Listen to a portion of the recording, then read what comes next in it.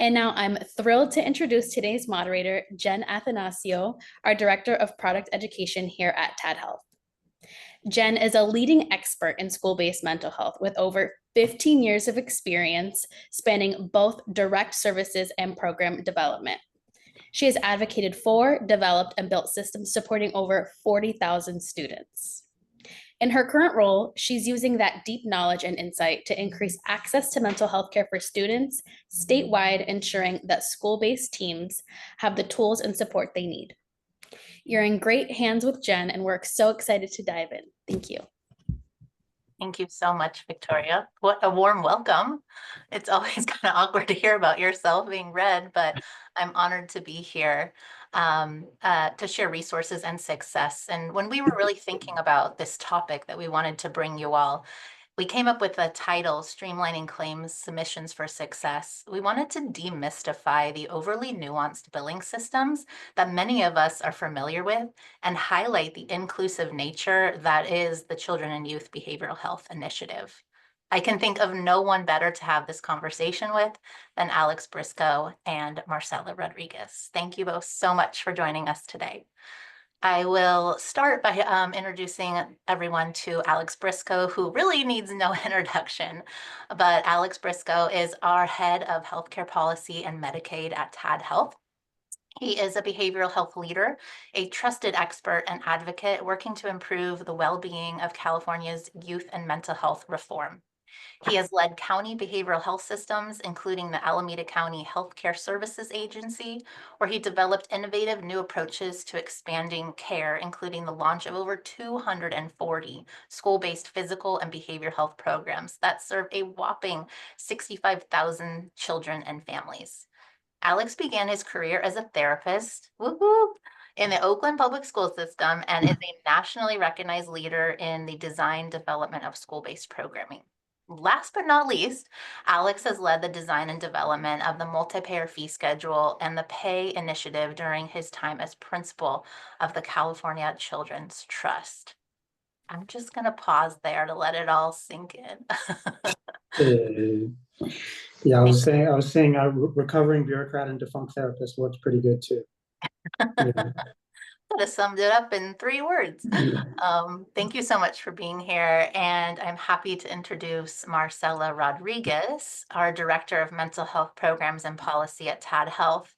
Marcela is a transformative leader and a mental health clinician. She brings experience from both educational and healthcare systems, serving in a variety of roles over the last 15 years.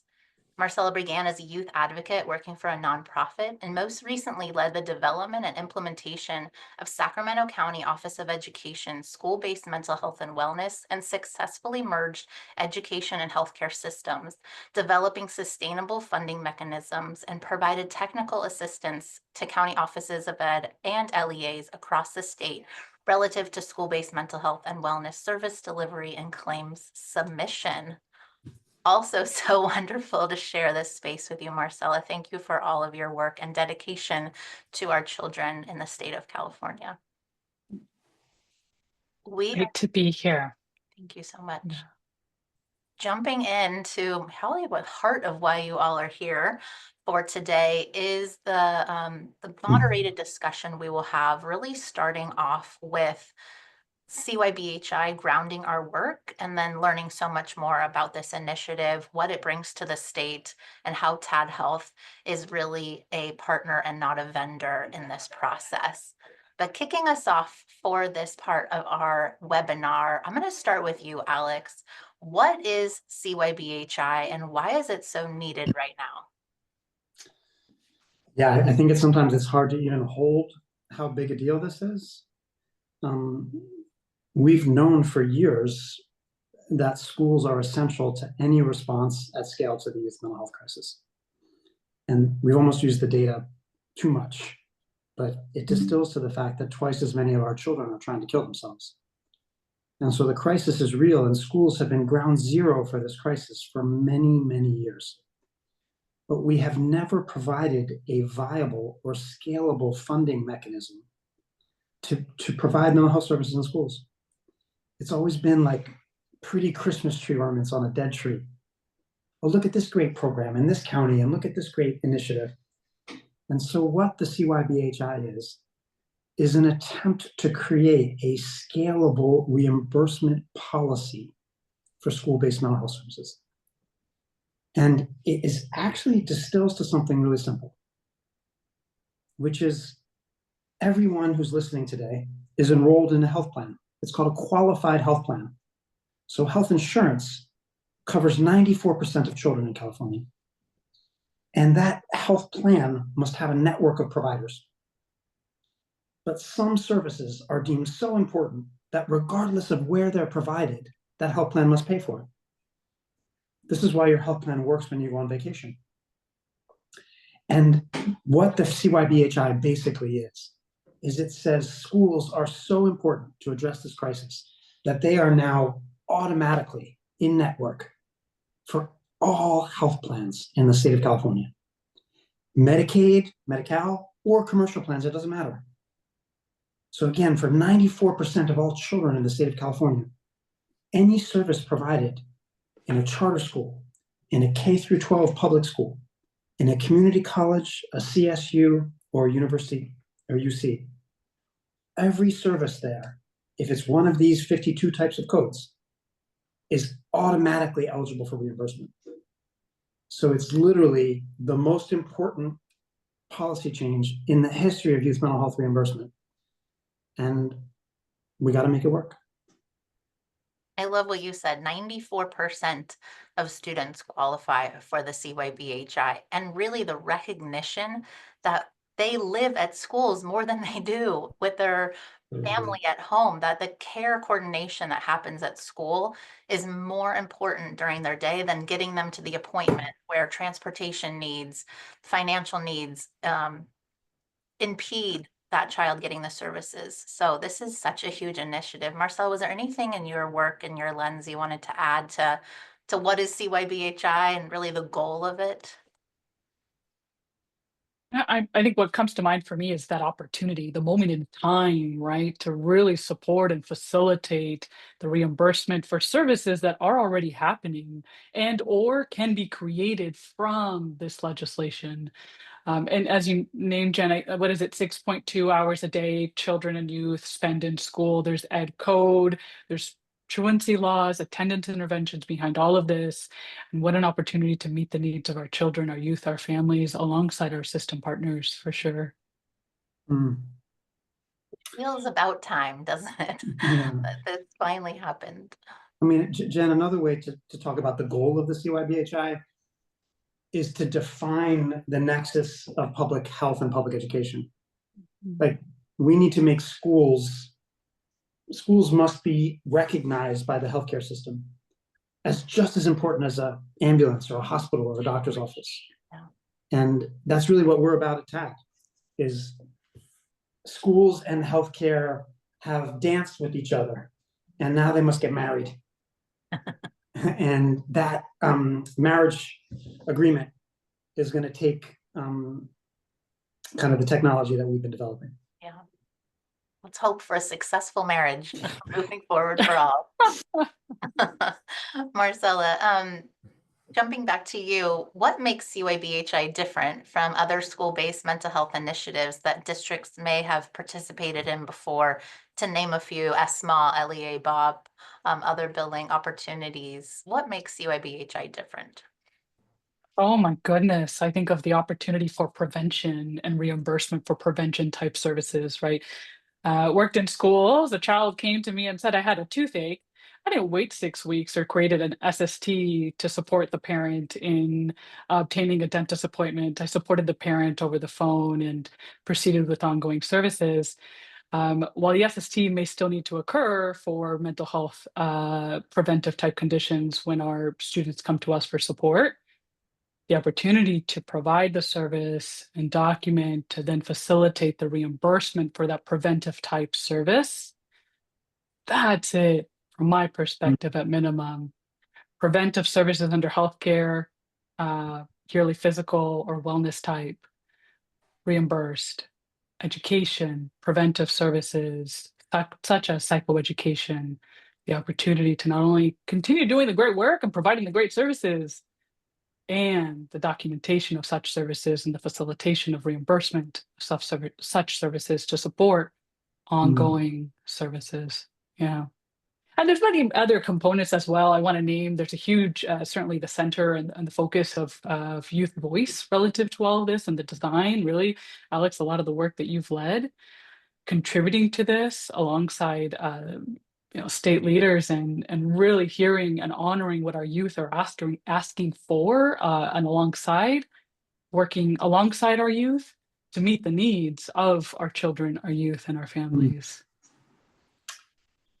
I want to stay on youth voice a little longer because the initiative really spans really all K through 12 ages. And Alex, I think even 0 to 22, 26? 26, yeah. 26. So can you highlight, we talk about secondary a lot in that youth voice and how we're maybe our elementary students brought in. When we think of academics, I think of, early intervention from K to 2. We want to have our COST and SST meetings to really get in front of any potential learning disabilities that children are experiencing. Like, how does youth voice interact with CYBHI at the elementary level?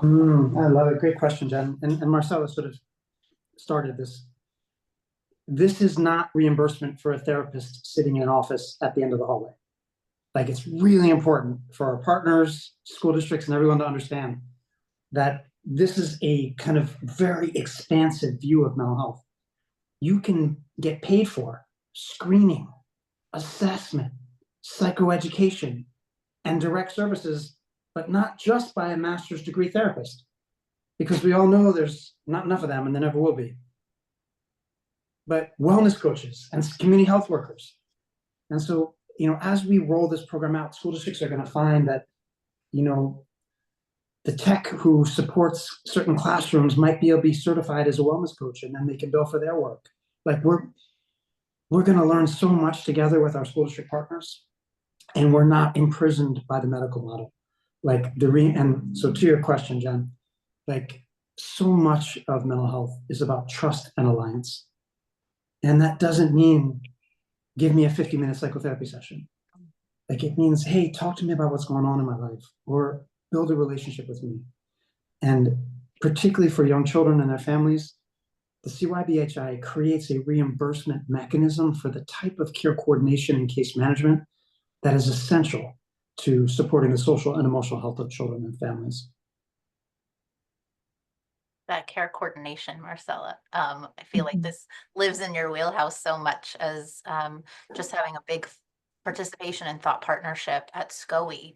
And that's really, I think, what I was looking for in this conversation was, it's beyond those therapy sessions. It's that care coordination that we're doing. It's, Alex, your example is breaking up that fight at recess and going back in and logging that claim in 30 seconds or less on the TadHealth platform. It's really the day-to-day interactions, the helping the student out of the car, a little first grader who just doesn't want to come to school today, and you're having that check-in, check-out conversation with them. There's so much that's included in the fee schedule. But for case management, Marcella, and then we'll move on to our next topic, anything you wanted to add for that care coordination?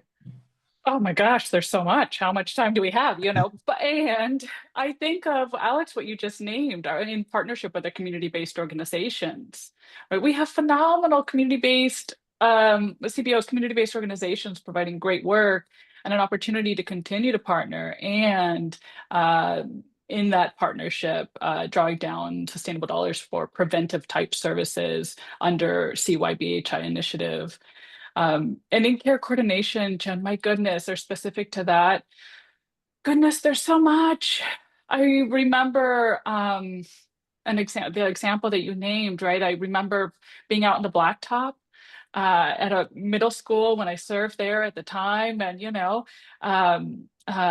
having the great opportunity to support our youth in times of need.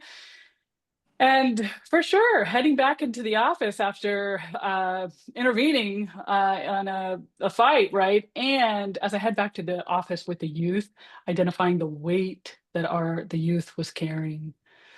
At the time, that wasn't billable, but that was a necessary intervention that needed to occur, that potentially in time, life-saving. I think this is that opportunity to continue to do the great work and drawing down the sustainable dollars through that preventive lens under CYBHI for sure.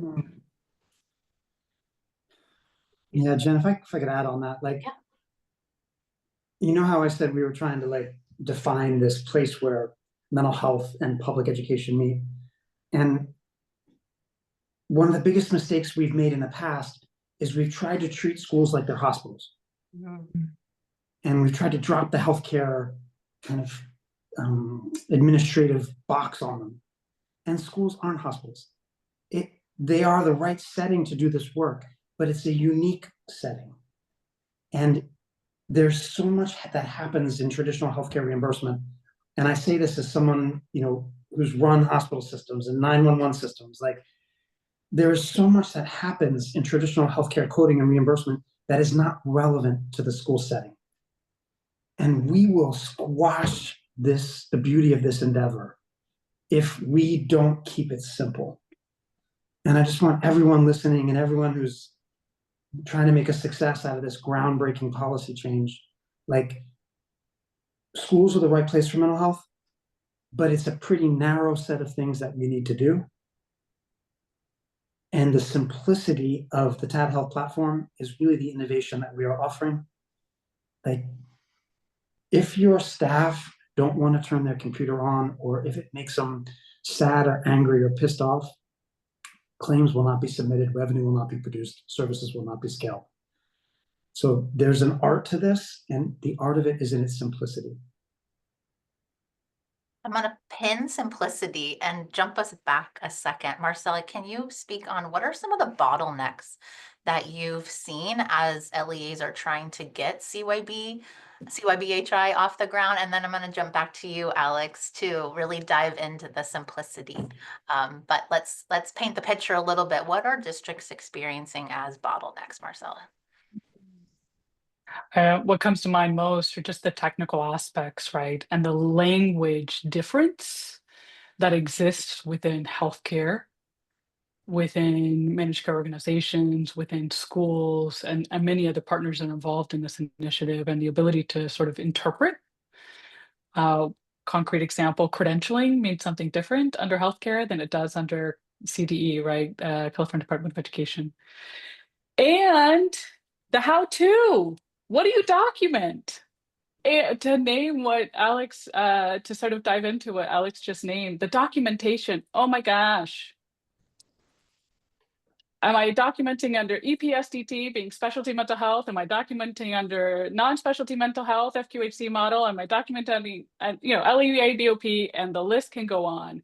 And the ICD-10 codes, is it F41.1? Is it 90791? Can I use, you know, you have to, there's so many logistical, technical pieces and rules to the coding and the templates and the assessments and the screenings and the tabs and the data analytics, all of that in hopes of merging two very siloed systems of care for the development of ongoing and sustainable school-based mental health and wellness services, right? Bringing two social determinants of health together to support and impact the lifespan, how long one lives, and the quality of life, whether one eats or one doesn't, of those whom we serve, being our children. And I certainly went further into maybe the why as well as the bottlenecks, but all of that complexity and the language almost that has to be learned,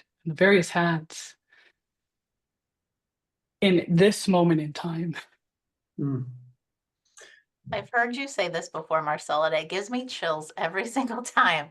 The social determinants, whether one eats or one doesn't, that gets me nearly emotional when I hear that, because this initiative was built to maintain and sustain, but to grow the workforce that supports the children, because the greater the workforce, the hope is that children have a greater opportunity at those social determinants, and it happens at schools. So thank you for saying that. I love when you say it. I'm always emotional when you say it, and it really can be that simple.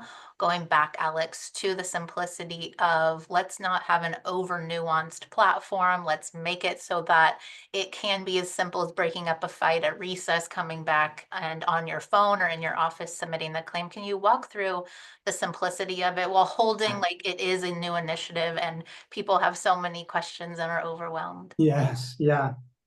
And if you want to piss off a school district administrator, talk to them about Medicaid or billing, right? Like you'll get punched in the face because school districts have been at the front line of the youth mental health crisis for 20 years, man. It's not a new problem for schools. And the support hasn't been there. And so I think one of the biggest barriers, Marcella, is we've just got to let people know that this is actually different. And like it's hard to put down the burdens of the past when you've been at the center of a crisis without support. And so trying to invite our school district partners into, hey, this really is different. You don't have to do it alone. There's some really big new things. It applies to both you and your partners. So if you choose to, you can use the new designated provider mechanism. You don't have to take all the risk yourself. School counselors, PPS counselors can bill. But back to simplicity. One of the reasons that the platform is so important is that you can literally be interacting with a young person. Breaking up a fight, maybe we were using that too much. A young person can be sad and could be crying in the hallway, and you can interact with them. And you can check in. You're like, "You all right, buddy?" And you can have a short conversation with them, and you can express connection, and you can build relationship. And then on the way back to your office, you can think about what you're going to do, and then sit down at your computer, and in 5 minutes or less, and in 5 clicks or less, you can connect to the student information system and code what you did and start a claim and submit a claim. Just as important, if you go back to that office and you say, hey, I think that this is a serious enough thing, I want to call mom and dad. And you call mom and dad and you say, hey, I ran into your child in the hallway today. She was really sad. We had a really good conversation. I'm going to talk to her again today at school, after school. Just wanted to let you know that this is happening. Anything we should know about, your kid's a great kid. She's doing great in school. Life is hard out there. And then you can code that as consultation or brokerage. And so that's the work of schools, is connecting with a young person in the flow of their day, connecting with their parents to make sure that they're fully engaged and involved in that child's treatment. And then both of those two together are reimbursable activities. And in the TadHealth platform, you can do both of those in 5 minutes or less. That's called code stacking. And you don't actually have to even know what CPT code you bill, because we make it so simple for you. We crosswalk those type of interactions that happen every day in the school to like a super simple user interface. You click, click, click, write what happened, code gets submitted. It's kind of slick, y'all. Like, I think I have purchased hundreds of millions of dollars of electronic health records and claims engines, and most of them make people angry. This one doesn't. I always say TadHealth really bridges the platform, really bridges the gap between our PPS credentialed users, so our school counselors and our school psychologists that may not have had a history of billing and are newly identified as being able to bill, versus our therapists who have maybe more nuanced experience with billing. TadHealth bridges the gap for that. And Alex, I must correct your time. I timed us recently and it's under a minute per claim submission, even when combining claims, psychotherapy, case management, etc. Love it. I'll go to 1 minute or less. 5 clicks or less, 1 minute or less. And I think that really is sitting well with so many of our users, because you have so many unique interactions during the day. You don't want a system that is overly nuanced, that is taking a lot of time, because we want you all to put in your claims, ideally at the end of the day. I always say when I'm doing onboardings, don't be like me and I did my SACE billing the last day of school. Don't do that. But at the end of the day, it really can be so simple as super clickable and easy to enter in all of your things that you did. Marcella, do you have anything to add to this? And why is the cost of finding a partner and getting in a cohort so important right now? what are districts and LEAs and COEs potentially going to lose or not be a part of if they don't get involved in a cohort? I keep thinking the moment in time, right? Jen, I think you alluded to wellness coaches. Folks have been in community doing great work, and this is now an opportunity to acknowledge and right, designate meeting criteria and to draw down those sustainable dollars for the great work. And why not? Right? We're ending the school year. Cohort 5 is getting ready to roll out.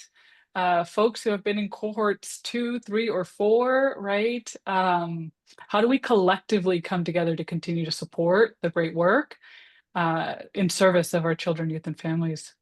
Mm. Alex, anything in your opinion of Yeah. what challenges that LEAs would face by not being a part of CYBHI?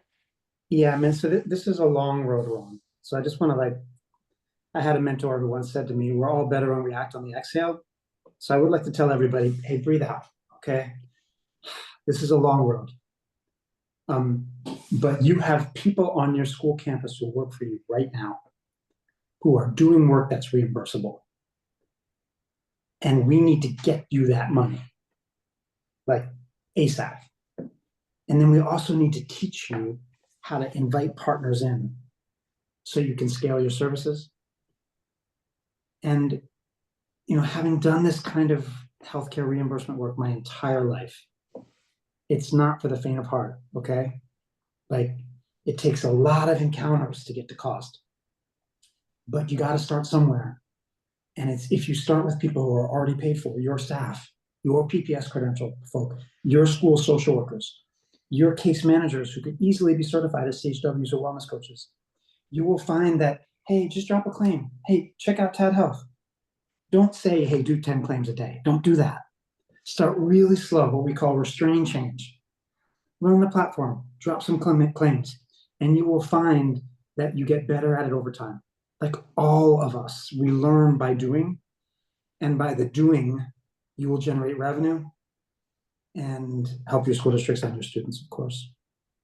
And that revenue is unrestricted. So when I hear districts are wanting to wait or going fast or to go slow, etc., we respect all timelines in this, but I do want to really shout from the rooftops, like, you're leaving money on the table. If you're in a cohort now, you could have already been submitting claims, and the money is unrestricted. So whether you've had to pink slip people and had to let go from your mental health specialist, you can bring them back with this funding because it is unrestricted. So if you are on the fence and you're in a cohort, please consider joining and finding a partner soon.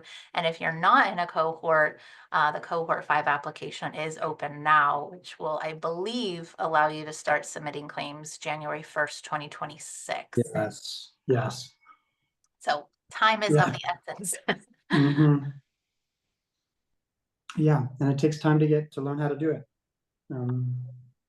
We're working with the school district, Jen, we should say, who was facing pink slips, and we were able to help them avoid that by demonstrating revenue and getting the state to agree that these claims were valid, and our partner school district did not have to lay people off.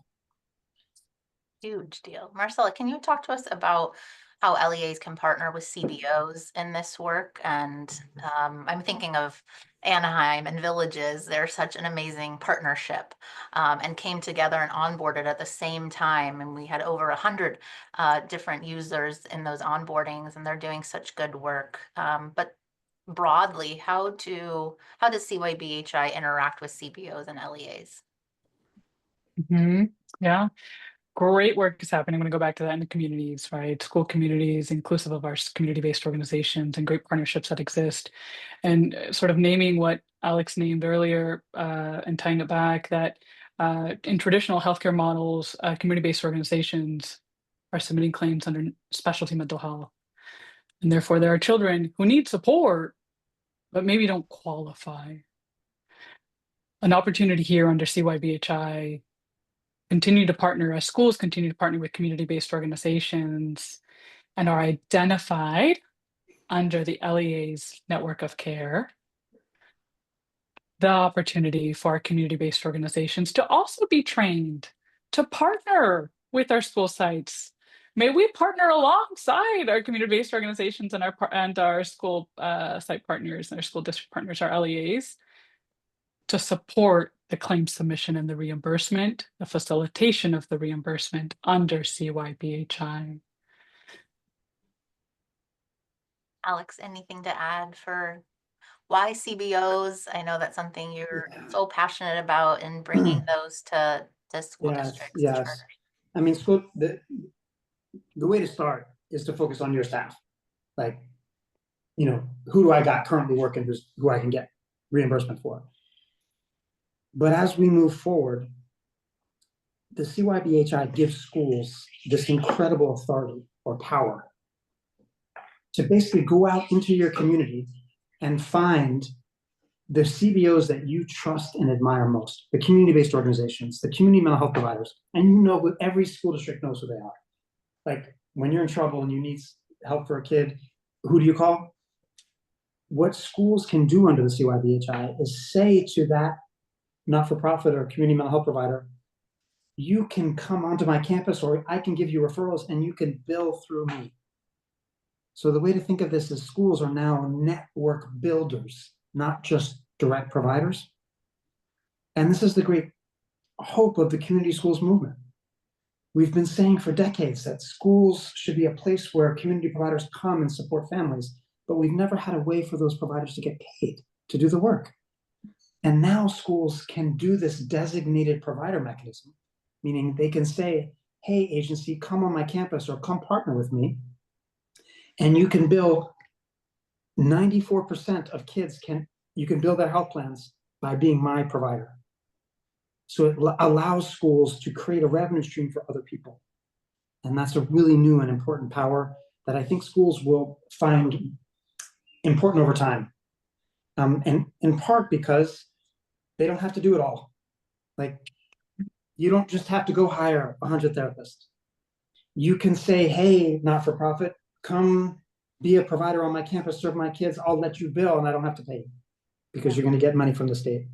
It's a pretty cool setup. So I think this new designated provider kind of opportunity is going to be really important for the growth of mental health services in schools. And just to name, right, in that context of the school community or the community at large, we're all serving the same kids. And how do we come together in partnership to continue to serve our children and support the sustainability of services? Yeah. I want to move us into technology and claim submission. As I wrap up here, I've got two more questions for you both. You've both been amazing partners in this work. Alex, what are the most time-consuming parts of submitting a CYBHI claim manually? And where's the intersection of technology and how that plays a role in giving staff more time to focus on care and less time interacting with the claim submission process? Yeah. Well, let's just go back to the historical system. So historically, schools who submitted claims to Medicaid or health plans generally would have to spend between 30 and 40% of their time creating a treatment plan, submitting documentation, and in theory, you can do this in paper with a CYBHI, but it's incredibly time consuming. Like, I don't even know how to explain it. So while the CYBHI allows school districts and providers to submit manual claims, you can't get there from here. There is no viable reimbursement future for schools with manual claims. And that's why organizations like TadHealth are so essential. And what I would say to any school district looking to partner to submit claims is you want a partner who can be fully integrated with your student information system. So whether that's Aries or Power Schools or whatever system you currently use to manage information with your students, the partner you select should be fully integrated with that. It shouldn't be a whole separate system with a separate sign-on. The second thing is it should be super simple and designed specifically for the 52 codes of the fee schedule. Like, it shouldn't just be a generic electronic health record that leaves the user to determine which CPT code is eligible, which can I submit. That will never work. And your clinicians and billing folk just won't submit conforming claims, and you won't get any money. Plus, they just will stop doing it because they'll be frustrated and angry. And finally, you want it to be accessible to people who have no history of submitting third-party reimbursement. So remember that the opportunities of the fee schedule are not just master's degree people. They are community health workers and wellness coaches and case managers who can submit psychoeducation, screening, and assessment codes. And so many of the folks who will be working in this environment will have had no experience working in a hospital or a mental health clinic. And so you want a platform that is usable and user-friendly and speaks to them in terms that are not medicalized or just CPT code or healthcare centric. So basically, there's no way to do this without partnering with someone to help you submit these claims, and pick someone who is purpose-built for this purpose, that is integrated with your student information system and is simple to use. And that's a perfect segue to our last question. You both are tremendous thought leaders in this space. Why did you choose to work with TadHealth? Marcella, I'll start with you. Oh, goodness. I remember being on the cohort calls and hearing, I'm going to do a shout out, Zoltan, our CTO, asking the questions that in my mind, I thought, oh, that's a good question. And it wasn't just what folks named on the team or what was said, but how it was said. The belief that folks were working alongside us, alongside LEAs, in hopes of making a collective impact, right, in our school communities. And the social impact at our core, right? How do we support the facilitation of the reimbursement for services so that services and systems outlive us? Alex, question to you. Why did you choose TadHealth to partner with? Yeah. I mean, you guys, this is my life's work. I mean, not to be like overly dramatic, but like, I really believe in the beauty and wisdom of young people. And this is a uniquely difficult time to be young. We have built a toxic culture for our young people, and we must teach them how to navigate it. And the only way to address this crisis at scale is to do it in schools. Like, there's just no other way. And having participated in the conception, the design, the development, and the implementation of this idea, I looked at all of the vendors. I looked at all of the people who were trying to help schools do this, and I picked the one that I believed was the best. And I picked it because it was simple to use. And there is no way to scale this work unless it is super simple to use. And again, having run health systems with thousands of employees, with hospitals, with 911 systems, with specialty care centers, the number one problem we have is reimbursement and documentation. The services happen. People know how to treat and heal. But are they collecting the reimbursement for what they did? And so when I saw what Tad had developed, a simple user interface that even lay people could use, I picked it because I needed to find somebody to help scale this work, and I believe Tad is the partner. Awesome. Maybe I'll share why I joined TadHealth myself. I piggyback on what both of you said. The care coordination, the student focus, the greater why was so prevalent, especially with our founder and his backstory of supporting a friend in a mental health crisis who, in that moment, didn't know where to turn and felt like we needed to bring to life resources. And that's really the why of TadHealth, is how do we reduce the steps to care for all, not just youth. But my why in joining TadHealth and converting from a background as a school psychologist and a therapist was really the ease of use. TadHealth understands that the users just don't have enough time in their day already to ask them to document and do one more thing takes away time that they're in direct service with students. And that's where we want them most. We want them with students. And so when it really is as simple as 2 check boxes and a summary to enter in the accumulation of what you're doing throughout your day, and it takes less than a minute, I was sold. I had worked in other EHRs that were overly cumbersome and took too much time, especially as I've developed intern programs and associate programs where I'm having to monitor this in addition to my work. TadHealth really makes it that simple. But not just hearing it from us, I would like to share a quote from one of our customers, Carol Swanson over at Exeter. And so pardon while I read what she has to say about TadHealth. When I was talking to different vendors, potential partners, I wasn't getting the same level of confidence in responses. My recommendation to the superintendent for TadHealth was based on their level of expertise and their experience with CYBHI. Also, their platform is very user-friendly, and that mattered too because our staff are already billing. They're already going above and beyond with Medi-Cal, and to ask them to do one more thing, it needed to be simple. We love our partner at Exeter, and thank you, Carol, for that amazing quote of your experience working with us. Because beyond just getting you on the platform, the onboarding, we really highlight that we're that partner. We're there with all the background information, helping you with, if you've seen those Excel spreadsheets you have to submit, your DUAs and your TPAs, and there's so many acronyms. We're there to help you if you'd like to apply for a cohort. We're going to be your thought partner with that.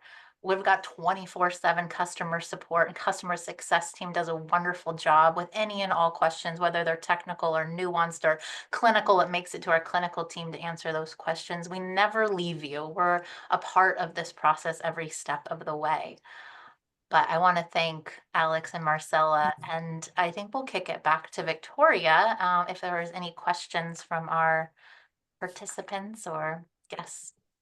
Definitely. Thank you so much, Jen. And thank you to our speakers for such a thoughtful conversation. You all inspire me in this work daily. So I'm elated that we get to share with our audience today. Now we'd love to hear from the audience. Let's open it up for our live Q&A. If you haven't already, feel free to drop your questions in the Q&A box and we'll get started.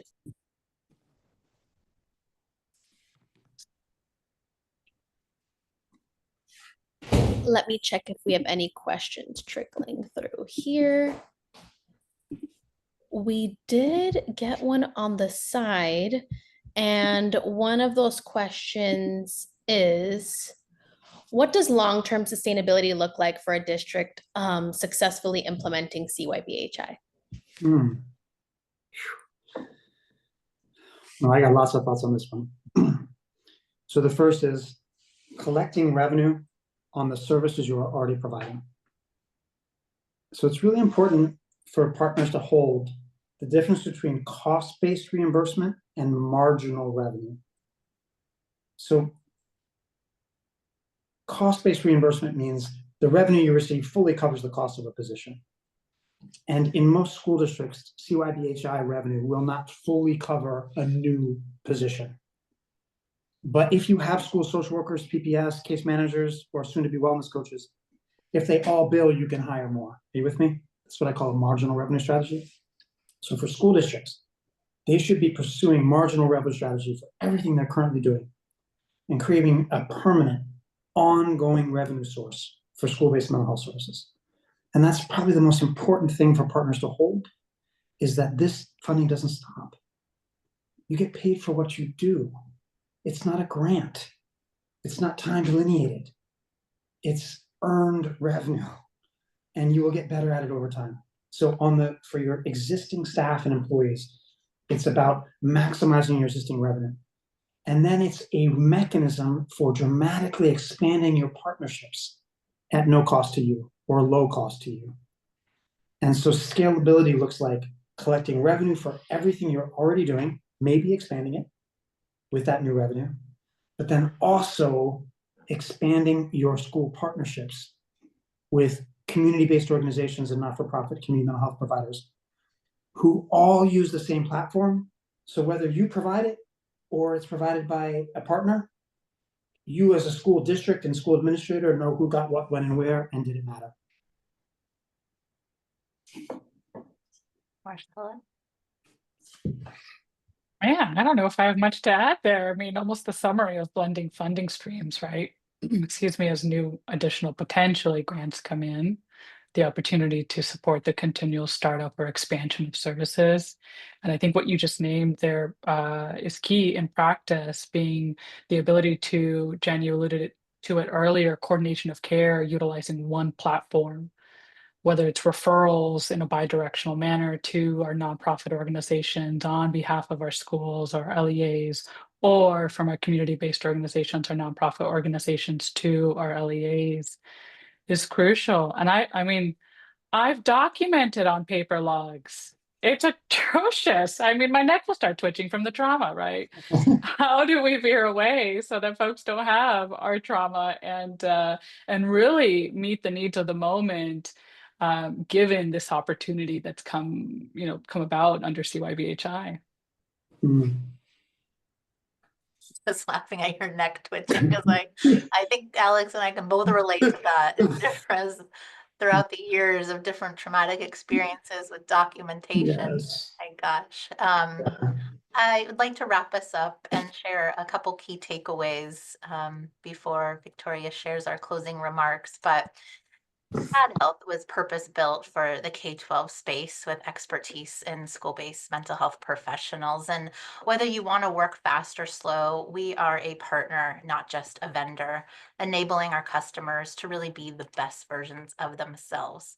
And lastly, and what we hope you take away, is we seek to meet this moment in time, an opportunity to meet the needs of our children, youth, and families, drawing down sustainable dollars to support the scaling and ongoing great work alongside our school communities. On behalf of Alex and Marcella and the rest of the TadHealth team, thank you so much for tuning in.